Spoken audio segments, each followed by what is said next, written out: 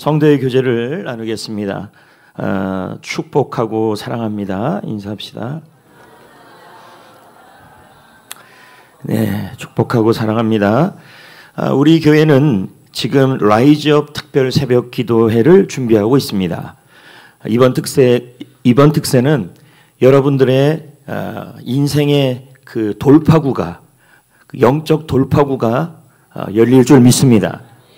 네, 그래서 주일 4번을 걸쳐서 괜찮아요. 예. 그래. 주일 4번에 걸쳐서 영적 돌파구를 만들라 시리즈를 전하려고 합니다. 그래서 이번 특세와 할렐루야. 예. 괜찮아요. 아기가 우는 게 낫지. 여러분이 우는 것보다 낫습니다. 여러분, 인류 역사상 굉장한 벽이 있어요. 그 벽 중에 하나가 만리장성 또는 천리장성 또 있지만, 우리가 기억하는 벽 중에서는 베를린 장벽이 있습니다. 이 베를린 장벽은 우리나라 같은 경우는 북과 남이, 남과 북이 모두 철책으로 되어 있는데, 동독과 서독, 독일은 공산주의와 민주주의가 벽으로 갈라져 있었어요. 이걸 베를린 장벽이라 그래요. 근데 이 베를린 장벽이 1989년 11월 9일 날 이 장벽이 무너지는 일이 일어납니다. 그러니까 어떻게 이게 가능했냐? 처음 시작은 한 사람이었어요. 한 사람의 시민이 망치질을 가지고 깨기 시작했어요. 깨면서도 이런 생각을 했죠. 과연 이 장벽이 무너질까, 깨질까? 근데 이렇게 망치질을 열심히 하는데 사람들이 동조하기 시작한 거예요. 그래서 한 사람, 두 사람, 세 사람, 네 사람. 근데 이 사람들을 뭐라고 표현하냐면 독일어로 마우어스 페이테라고 그래요. 뜻은 뭐냐면 벽을 쪼는 사람, 벽을 깨는 사람들이란 뜻입니다. 이 사람들이 함께 모여서 이제 베를린 장벽을 깨고 해보는데, 그들이 생각하면서도 과연 이것이 정말 무너질까? 과연 이것이 깨질까? 이런 생각이 들었어요. 그런데 여러분, 그해 1989년에 이 베를린 장벽이 무너졌어요. 이 시작이 뭐였냐면 한 사람의 발걸음, 담대한 발걸음이었고, 그리고 그 사람을 따라서 함께 움직였던 그 담대함을 가졌던 사람들이었습니다. 제가 왜 이런 얘기를 하냐면, 우리 인생에 여러분, 이 자리에 앉아있는 여러분들이 이 자리에 다 이쪽도 있고 이쪽도 있고 이쪽도 있고 저쪽도 있는데, 여러분들 인생 앞에 이 베를린 장벽들이 있다는 거예요. 이 베를린 장벽은 여러분이 도저히 해결이 안 되는 상황을 말하겠죠. 자, 어떤 사람은 취업난이 될 수가 있고, 또 어떤 사람은 전세 대출이 될 수가 있고, 또 어떤 사람은 육아가 될 수가 있고, 또 어떤 사람은 질병이 될 수가 있고, 또 어떤 사람은 취직이 될 수도 있고, 이런 것들이 뭐가 되냐면 베를린 장벽처럼 도저히 여러분이 해결할 수 없을 때가 있을 거라는 얘기예요. 그래서 전세 대출 어떡하냐, 또 공과금 어떡하냐, 육아 어떡하냐, 자녀 어떡하냐, 질병 어떡하냐, 취업난 어떡하냐 하면서 여러분 한숨도 쉬기도 하고, 그리고 뜬 눈으로 밤을 지새기도 하고, 이런 경우들이 있었을 것입니다. 우리의 소망이 있다면 지금 현재 여러분의 앞에 있는 이 장벽들이 돌파구가 생기는 겁니다. 그렇다면 이 돌파구가 생기는 길이 뭐냐? 그 원리가, 그 비밀이 오늘 우리가 읽은 로마서 8장 15절 안에 있다라는 겁니다. 읽어보면 이 말씀 안에 무슨 영적 돌파구를 만드는 말씀이 있냐, 이렇게 생각할 수가 있어요. 근데 한번 잘 보자는 거예요. 15절 읽어볼까요? 너희는 다시 무서워하는 종의 영을. 자, 말이 조금 어렵죠? 쉬운 성경으로 보면 간단하게 해석이 될 수 있어요. 우리가 받은 성령은 우리를 두려움을 주는 노예를 만드는 영이 아니고, 우리에게 주신 그 영은 하나님의 자녀가 되게 하는 영이다. 이 뜻이에요. 결국은 무슨 말이냐면 우리가 예수님을 믿게 되면 하나님의 뭐가 되냐면 자녀가 되는 겁니다. 노예에서, 죄의 노예에서 하나님의 자녀로 신분이 바뀌는 거예요. 여러분 입장에서 본다면 뭐 그렇게 대단하냐 이럴 수가 있습니다. 그런데 제가 이것을 설명하는 세계사의 사건이 하나가 있어요. 무슨 사건이냐면 노예가 인생이 역전되는 신분이 바뀌어지는 상황이에요. 그 사람이 누구냐면 사라 포브스 보네타예요. 여기 지금 등장하는데 사라 포브스 보네타. 이 아이가 아프리카 아이입니다. 그런데 이 아이가 1844년에 괜찮아요. 예. 안 괜찮다는 얘기겠죠? 자꾸 괜찮아요. 쟤는 분명하게 앞에서 하는 일을 할 것 같아요. 예, 얼마나 담대합니까? 그 안에서 떠들게 해요. 자, 이 아이가 1844년에 서아프리카에서 7살에 노예로 잡힙니다. 근데 누가 잡느냐면 영국 해군이 잡아요. 당시 1850년 경에는 여러분 그 강대국들이 배를 타고 가서 노예를 잡아오는 시대였어요. 그래서 영국 해군이 저 아이를 잡아가지고 노예로 팔려고 했습니다. 그런데 그 중에 이 해군 중에서도 뭐냐면 노예 제도를 반대하는 사람이 있었어요. 그래서 그 대령이 이 아이를 구출해냅니다. 구출해내고 나서 어떻게 하냐면 여왕님께 좀 바치면 좋겠다. 근데 당시 여왕이 누구냐면 빅토리아 여왕입니다. 세계의 대영 제국에 해가 지지 않게 만든 사람 아닙니까? 근데 이 빅토리아 여왕은 자녀가 뭐 없었겠죠. 여왕이니까 뭐 있을 수도 있겠죠. 이건 제가 확답을 못 하겠어요. 그런데 여러분 이 빅토리아 여왕은요 뭐냐면 당시에 아이들을 7명을 양녀로 삼았어요. 양자로. 그러니까 이 해군의 입장에서는 이 아이도 여왕님께 선물로 드리면 혹시 이 아이 인생도 양녀가 되지 않을까 하고 선물로 줬어요. 그랬더니 빅토리아 여왕이 가만히 여러분 그냥 봐도 되게 똘똘하게 생겼잖아요. 그렇죠? 이 아이를 보니까 똘똘하게도 생기고 아이를 보는데 이상하게 마음이 가는 거예요. 그리고 불쌍히 여기는 마음이 생기는 거예요. 그래서 어떻게 했냐면 이 노예라는 아이를 여러분 왕실의 공주로 입양을 해버렸어요. 그러면 신분이 어떻게 된 거예요? 바뀌어버린 거예요. 과거에는 조금만 잘못하면 맞았는데 지금은 잘못해도 다 이해가 되고, 과거에는 뭐 좋은 집이 없었는데 지금은 좋은 집이 되고, 과거에는 누구한테 도움을 구할 대상도 없었는데 지금은 뭐예요? 다이렉트로 여왕님께 도움을 구하게 된 거예요. 완전히 인생이 바뀌어버린 거예요. 이걸 뭐라 그러냐면 우리가 읽은 이 로마서 말씀과 똑같은 거예요. 과거에 우리는 예수님을 믿기 전에 우리는 죄의 노예였어요. 그런데 예수님을 믿고 나서 우리는 신분이 완전히 바뀌었어요. 뭐로 바뀌었냐면 만왕의 왕이시고 만주의 주이신 세상의 끝을 창조하신 그 하나님의 자녀가 된 거예요. 신분이 바뀌어버렸다는 얘기예요. 그래서 갈라디아 4장 말씀에 보면요, 하나님이 그 아들 예수님을 우리에게 보내사 우리에게 하나님의 자녀가 되는 자격을 얻게 하셨다. 우리는 원래 죄의 노예였어요. 그런데 예수님 덕분에, 예수님이 우리의 모든 죄를 십자가에 짊어짐으로 말미암아 우리는 하나님의 자녀로 신분이 바뀌어버린 거예요. 그래서 하나님이 우리의 뭐가 된 거예요? 누가 된 거예요? 아버지가 된 거예요. 하나님 아버지가 된 거예요.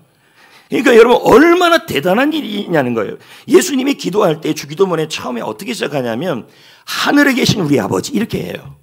맞지 않아요? 그러면 예수님이 하늘에 계신 우리 아버지를 부르는 것은 예수님은 하나님의 친아들이에요. 그럼 우리는 뭐가 돼요? 하나님의 양자가 된 거예요. 누구 덕분에? 예수님 덕분에 양자가 됐어요. 양자가 되니까 우리도 하나님을 뭐라 부를 수 있냐면 하늘에 계신 우리 아버지라고 부를 수 있게 된 거예요. 그렇다면 여러분, 하늘에 계신다는 말을 예수님이 집어넣은 것은 우리 예수님은 어떤 하나님이시냐, 우리 하나님은 어떤 하나님이냐면 하늘에 계시다는 말은 무엇인지 할 수 있는 전능하신 하나님이라는 뜻이에요. 전능하신 하나님이 나의 아버지라는 뜻이에요. 그래서 여러분 우리가 하나님의 자녀가 되면 특권이 있는데요. 세 가지가 있어요. 아까 여러분 보네타 들었잖아요. 보네타가 뭐가 필요했을 때 노예했을 때는 그것을 도움을 구할 만한 사람이 없었어요. 근데 빅토리아 여왕의 양녀가 됐을 때는 어떻게 해요? 누구도 거치지 않고 다이렉트로 도움을 구할 수 있게 된 거예요. 그럼 뭐예요? 하나님의 자녀도 마찬가지예요. 하나님의 자녀가 됐기 때문에 하나님께 직접 구할 수 있고 직접 요구할 수 있는 길이 열린 거예요. 그것도 다이렉트로.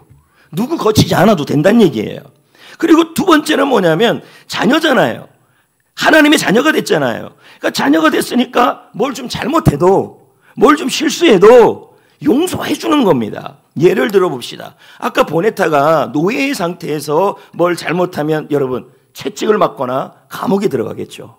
근데 지금 빅토리아 여왕의 자녀가 됐어요. 그러면서 그 왕궁에 있는 유리를 깼어요.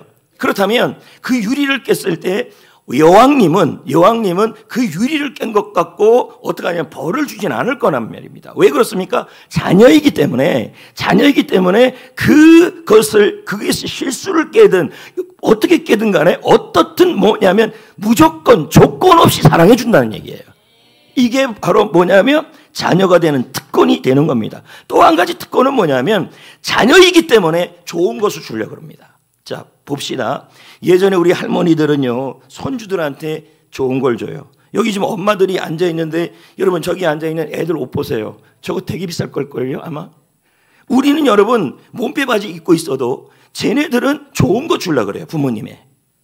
아닌가요? 맞아요. 이게 얼마나 비싸겠습니까, 이게? 조금 비싸요. 여러분, 우리 부모님들의 기본은 뭐냐면 내가 누룽지를 먹을지언정 아이들에게는 계란을 해주는 분들이에요. 부모의 마음은 좋은 것을 주고 싶은 마음이에요. 그렇다면 여러분, 하나님이 우리 하늘 아버지시라면 그분은 뭐예요? 내가 하나님의 자녀가 됐다면 하나님은 우리에게 좋은 것을 주시는 분이시란 얘기예요. 아멘. 근데 가끔 보면 이런 분들이 있어요. 죄를 지을 때마다 무슨 말을 하냐면 난 안 돼. 응?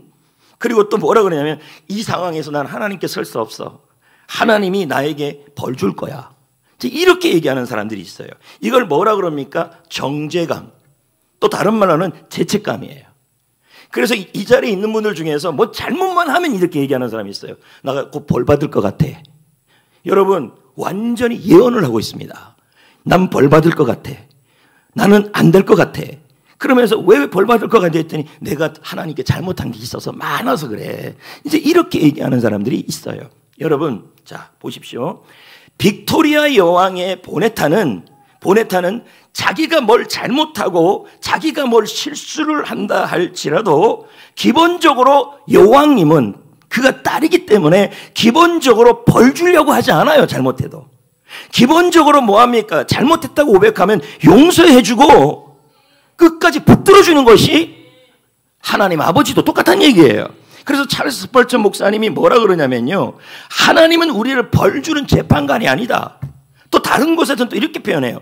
하나님은 우리를 벌하시는 분이 아니시다.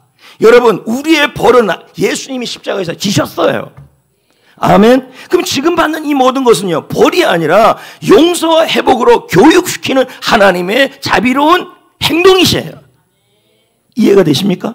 그래서 하나님의 용서는 우리의 죄보다 큽니다. 그럼 제가 또 한 번 더 쉽게 설명을 해 볼게요. 그러니까 여러분, 지금 여러분이 죄를 지었는데 이렇게 하면 안 되겠다 그런 마음이 드는 건 교종입니다. 이해가 됩니까? 예, 벌이 아니란 얘기죠. 자, 그럼 제가 예를 더 쉽게 합니다. 자, 이 옷이 더러워요. 그러면 어디다가 집어넣어야 돼요? 옛날 같으면 빨래통이라 그럴 텐데, 세탁기라 그래요. 그럼 여러분, 세탁기에 이 옷을 깨끗하게 하려면 이 옷이 더럽다는 사실을 인정해야 돼요. 아무리 여기에 더럽는데 애는 뭐라 그러냐면 안 더럽다 그래요. 그러면 세탁기 안 넣겠죠. 그러니까 집에 아이가 있는데 옷이 더러워요. 더러우면 이걸 더럽구나 하면서 세탁기에 집어넣으면 돼요.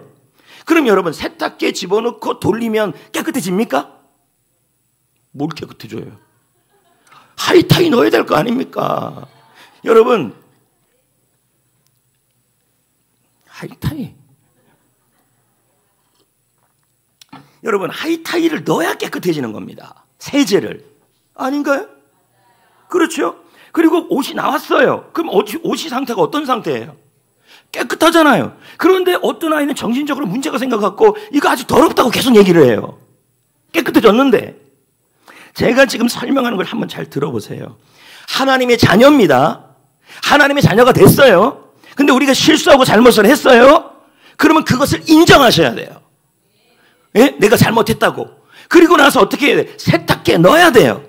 그 세탁기가 넣는다는 것이 뭐예요? 바로 회개기도예요. 그런데 유기성 목사는 뭐라 얘기하냐면 회개기도를 하는 것의 시작이 바로 성화의 시작이라 그래요. 그 회개기도를 해요. 그럼 여러분, 회개기도를 한 다음에 세제가 들어가야 될 거 아닙니까? 그게 보혈이에요. 예수의 보혈을 의지함으로 나가고, 그런 다음에 고백하고 의지하고 나아간다면, 그 다음에는 여러분 우리의 죄를 하나님이 다시 한번 지적하는 것이 아니라 깨끗해졌다고 인정하신 거 아닙니까? 그렇다면 뭐 해야 돼요? 죄책감에서 자유하셔야 된다는 얘기예요. 우리는 하나님의 자녀라니까요. 이게 엄청난 복이에요. 인생의 벽이 있잖아요. 아까 말한 여러분 인생의 질병의 문제, 육아의 문제, 그리고 자녀의 문제, 물질의 문제, 그리고 개인적인 문제, 취업의 문제, 그런 문제들이 딱 베를린 장벽처럼 있습니다. 도저히 해결할 수 없을 때 여러분, 이 해결할 수 있는 것은 인맥으로 안 돼요. 하나님이 주시는 신맥으로 돼야 돼요. 하나님이 어떤 분이십니까? 전능하신 나의 하나님 아버지예요. 그분을 부르래요. 그분을 부르시래요. 자, 볼까요? 15절에 부르짖느니라. 그 아빠 아버지라고 뭐 하래요? 옛날 성경에는요, 이 아빠가 뭐로 돼 있냐면 아바라고 돼 있어요. 사실 발음이 잘못된 거예요. 아람어로 아바는요 똑같이 아빠예요. 자, 아람어로 아빠 그러잖아요. 우리나라 말고 똑같아요. 왜냐하면 아바라는 단어가 베타가 두 개가 들어가요. 베타는 비읍이에요. 그 다음에 아가 하나 들어가요. 그럼 뭐예요? 아빠란 뜻이에요. 신기하지 않아요? 우리가 아빠 하는 것도 아람어로 아빠예요. 당시에 여러분이 아빠라고 부른다는 건요, 아무나 부를 수 없는 거예요. 가장 친밀할 때 부르는 겁니다. 예. 그런데 우리가 하나님을 어떻게 부른대요? 아빠 아버지라고 부른대요. 아빠. 하나님이 우리를 어떻게 한다는 거예요? 가장 친밀한 사람으로 본다는 얘기예요. 자녀니까. 그리고 뭐예요? 그분은 능력이 없는 분이 아니라 하늘에 계신 나의 하나님 아버지예요. 해결할 수 있는 분, 돌파구를 만들 수 있는 분, 돌파구를 열 수 있는 분이시라는 뜻이에요. 아멘. 놀라운 게 뭔지 아십니까? 괜찮아요. 정말 난 괜찮아요. 저 아버지 얼굴 빨개지는 거 보세요. 여러분, 구약에 있는 위대한 인물들은요, 단 한 번도 하나님을 아버지라고 부르지 못했어요. 모세, 여호와라고 불렀어요. 그럼 다윗, 전능하신 하나님, 나의 목자가 다였어요. 근데 우리는요, 여러분, 우리는 구약에 있는 모세, 다윗하고 다르게 하나님을 아빠 아버지라고 부를 수 있게 됐어요. 왜 그렇게 됐습니까?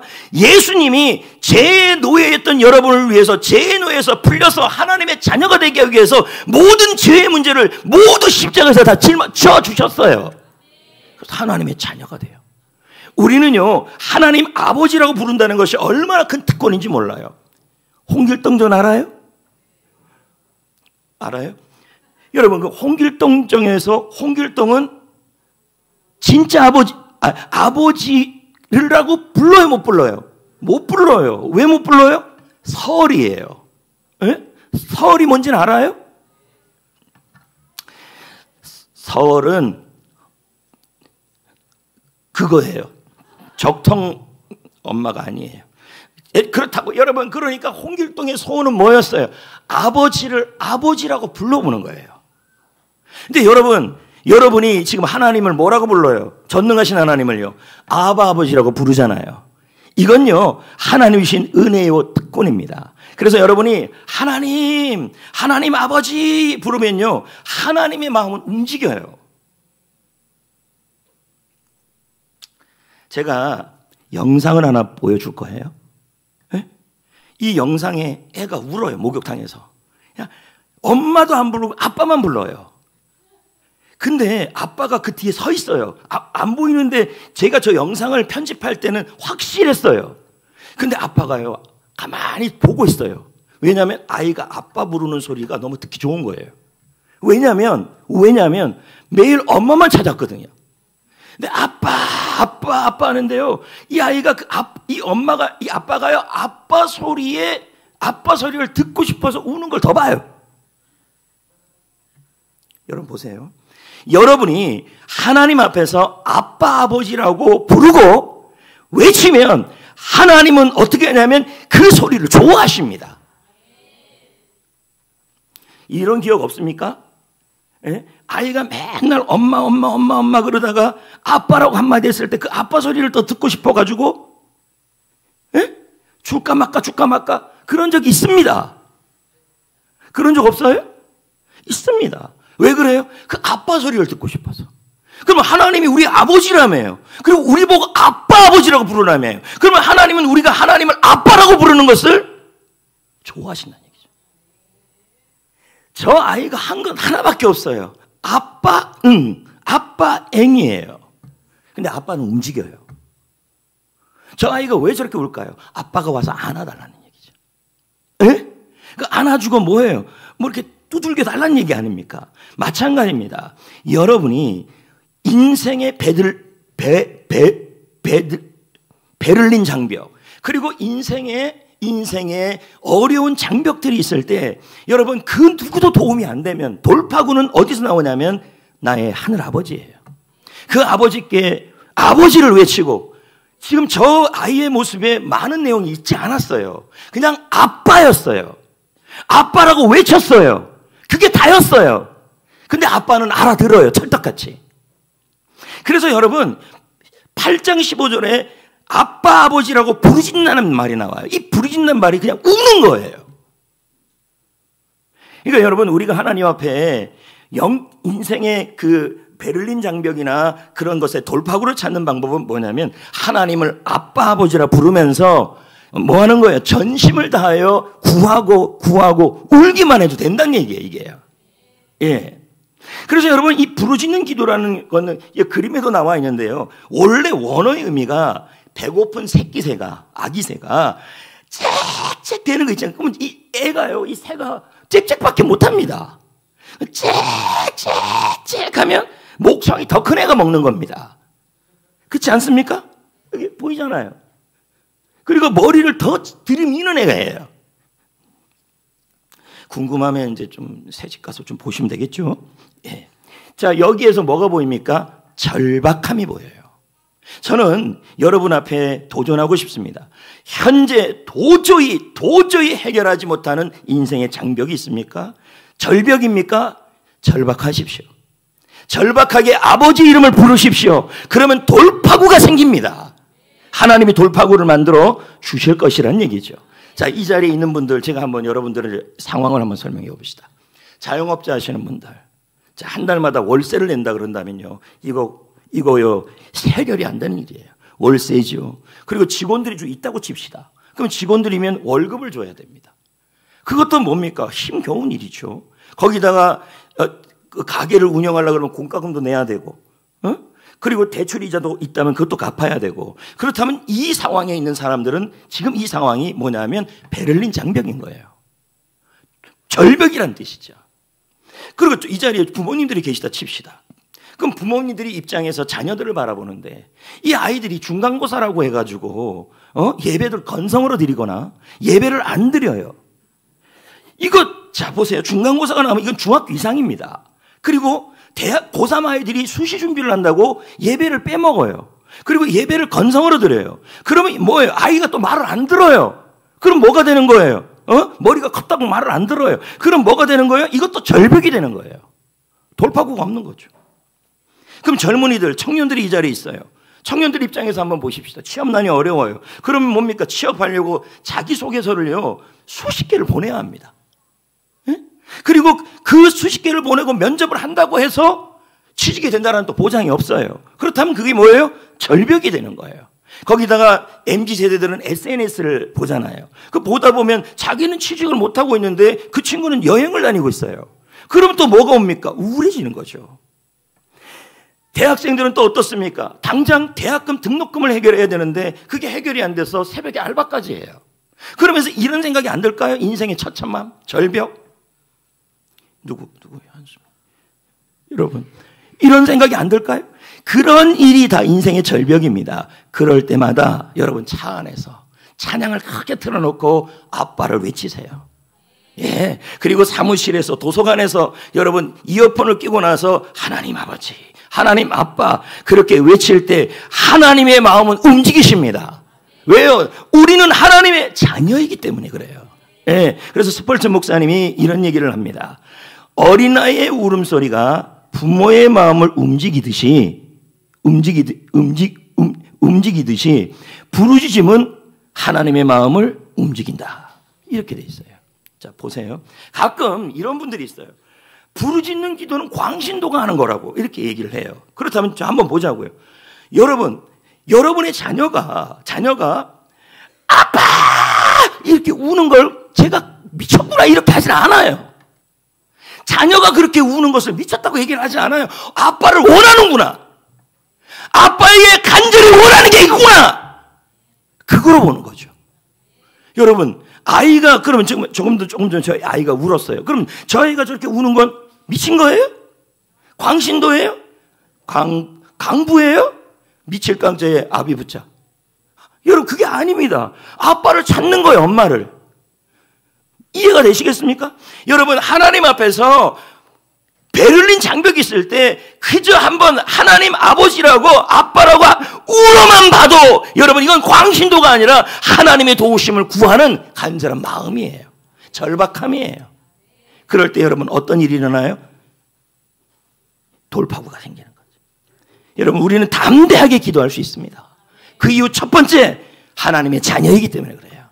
예. 여러분은 하나님의 자녀이기 때문에 그냥 담대하게 구하십시오. 담대하게 하나님 앞에 우십시오. 담대하게 하나님께 원하십시오. 하나님이 여러분의 인생의 돌파구를 열어줄 거란 얘기예요. 두 번째는 여러분, 성령이 도와주셔요. 로마서 8장 28절 26절 성령도 우리의 연약함을 도우시나니 우리가 기도할 수 없을 때 말할 수 없는 탄식으로 우리를 위해 기도해 주시는 분이에요. 그러니까 이런 거죠. 아빠 하는데 아빠 이렇게 얘기하는데 아빠가 못 알아들을 수도 있지 않습니까? 똑같은 아빠도 아빠가 다 달라요. 아빠 배고픈 거 아빠 멀리 가라 뭐 이런 여러분 어쨌든 그런데 이걸 해석을 못해요. 아이는 그냥 아빠만 부르는데도. 그런데 이 해석을 엄마가 해줘요. 마찬가지로 여러분 그냥 아빠만 외쳐요. 성령이 하나님께 알려주시고 여러분의 기도를 도와주시고 여러분이 기도할수록 은혜가 베풀어 주시는 거예요. 성령은 양자의 영이에요. 하나님의 자녀가 된 여러분을 자녀되게 만들어준 영이에요. 그러니까 기도를 그냥 하시면 돼요. 아멘. 그렇게 할 때 돌파구가 생깁니다. 출애굽기 15장 25절 이제 다 왔죠. 시작. 모세가 여호와께 부르짖었더니 물이 달게 되었더라. 모세가 여호와께 부르짖었더니 돌파구가 생겼다는 얘기예요. 그럼 이 상황이 어떤 상황이에요? 이스라엘 백성들이 마라라는 오아시스를 만났는데 그 물이 모두 쓴물이었어요. 짠물이었어요. 먹을 수 없죠. 그럼 뭐예요? 해결이 안 되는 거예요. 어디서 그걸 달게 만들겠냐는 거예요. 근데 단 한 사람 모세가 하나님 앞에 여호와께, 이 사람은 여호와를 불렀어요. 근데 우리는요 아빠를 부를 수 있게 된 거예요. 하나님께 부르셨더니 여러분 해결책이 생긴 거예요. 돌파구가 생긴 거예요. 마찬가지로 여러분 하나님 아버지께 어려움이 생길 때, 문제가 생길 때, 해결 안 된 일이 생길 때 하나님 아버지 또는 아빠라고 외쳐보세요. 그러면 여러분 돌파구가 생깁니다. 그것도 절박하게 하셔야 돼요. 연기하면 안 돼요. 연기. 그래서 돌파구 3가지 해결하시고 상황은 그대로인데 마음은 평안하고 그리고 뭐예요? 상황은 그대로인데 이길 힘이 생겨요. 그러니까 이거를요 거꾸로 얘기하면 이런 겁니다. 여러분이 아빠 아버지를 외치면 아빠 아버지께서 어떻게 하시냐면 여러분에게 이 상황을 이길 힘을 주시고 그 상황 가운데 평안을 주시고 이 단계를 거쳐서 해결이 일어나는 거예요. 그러니까 힘이 생기고 평안이 생기면 이거는 하나님이 주신 응답의 전조입니다. 이렇게 해결이 일어나는 거예요. 상황은 똑같아요. 근데 이상하게 평안해. 상황은 너무 힘들어요. 근데 으쌰으쌰 하려고 해요. 상황은 힘든데 그렇다면 이건 뭐예요? 문제가 해결될 하나님의 전조 현상이에요. 아멘. 제가요 이 시간에 특별한 사람 한 사람을 소개하려고 해요. 그 사람의 이름이 장애영 사모님이에요. 근데 이분이 말 그대로 베를린 장벽 앞에 서 있었어요. 그러니까 사람도 도움을 구할 수 없고 주위에 그 누구도 친척도 도움이 되지 않는 상황에 빠지게 된 거죠. 그러니까 말 그대로 본인이 해결할 수 없는 상황에 처해진 거예요. 어떤 상황이냐? 남편이 대기업을 다녔어요. 그러면 여러분 연봉이 어마어마합니다. 그러면 연봉이 어마어마하는데 어느 날 남편이 기도를 해보더니 어머 나 목사님이 되어야 되겠다는 거예요. 그럼 목사님이 되면 이제 신학 대학원을 가야 되는데 신학 대학원의 길을 가니까 대기업 연봉을 다 내려놔야 되는 상황이에요. 그러니까 어떻게 돼요? 물질적 어려움이 온 거죠. 거기다가 애가 태어났는데 애가 하나예요. 남자애 하나인데 태어났는데 병이 들었어요. 절병. 어떻게 또 났어요. 났는데 얘가 중학교가 되더니 여기 중학생들 뭘 그렇게 자꾸 적어. 중학생들이 되더니 얘가 학교를 안 가겠다는 거예요. 그런데 아빠 목사님이 일주일 금식 기도를 했어요. 금식 기도를 했더니 학교 안 가도 된다는 거예요. 그래서 아이가 학교를 안 가요. 그러면서 아이가 했던 말이 뭐냐면 내가요 학교 안 가서 집에서 공부 열심히 여러분 세상에 못 믿어야 될 말 중에 하나가 이 말이에요. 공부 열심히 하겠대요. 그래서 이 아이가 공부를 열심히 했게요 안 했게요? 안 했게요.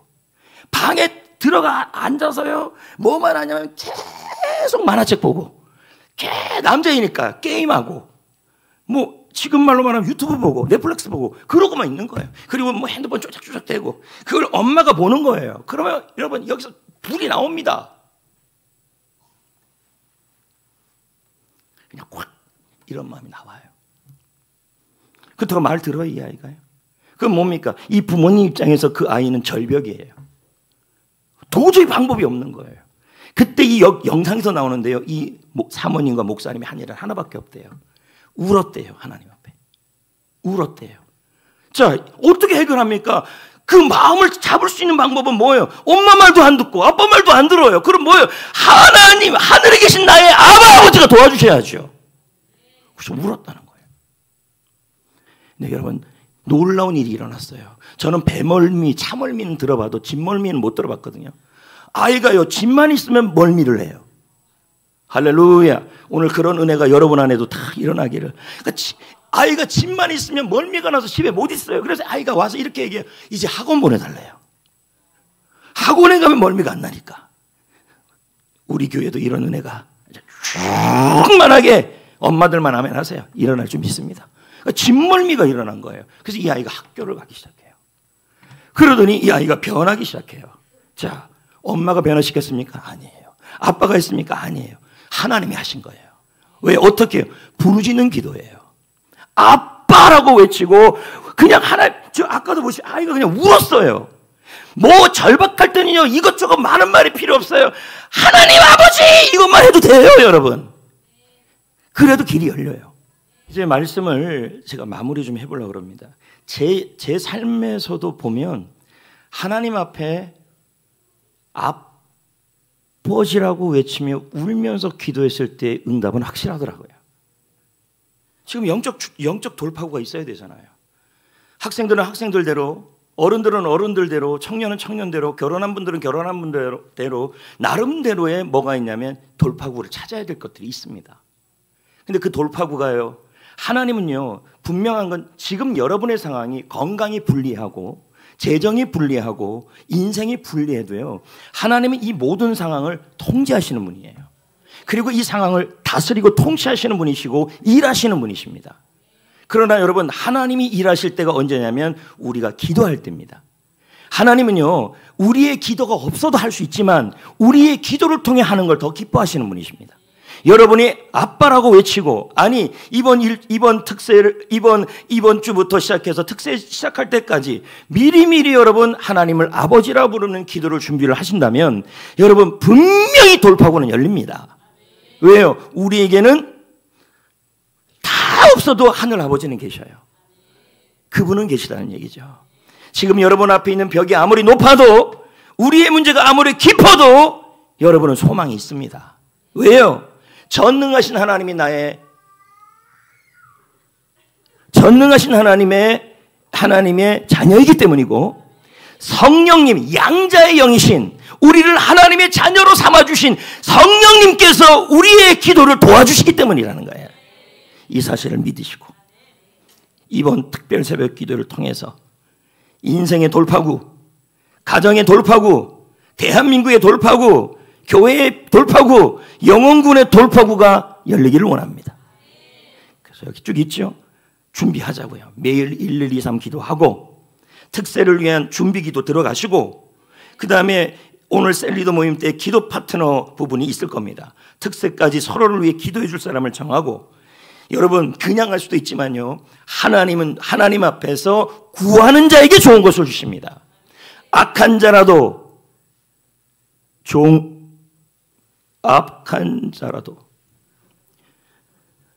알거든.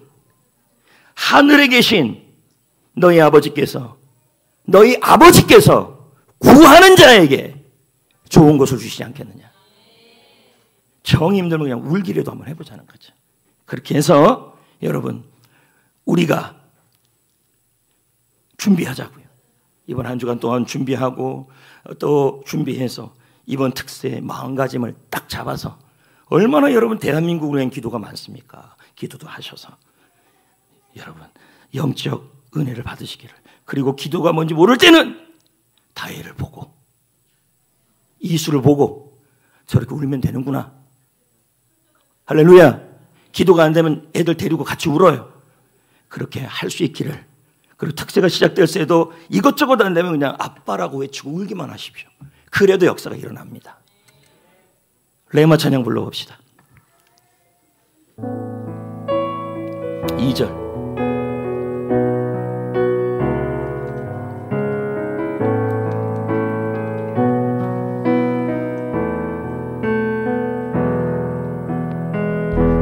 그는 내 아버지, 난 그의 자녀, 난 그의 자녀. 내가 어딜 가든지 날 떠나지 않죠. 내 이름 아시죠? 내 이름 아시죠? 내 모든 생각도, 내 모든 생각도, 내 흐르는 눈물, 내 흐르는 눈물 그가 닦아주셨죠. 내 이름 아시죠? 내 이름 내 모든 염려도, 내 모든 염려로 아바라 부를 때, 아바라 부를 때 그가 들으. 내 이름 아시죠? 하나님의 자녀니까 당연히 알겠죠? 내 이름 아시죠? 내 이름 내 모든 걱정도,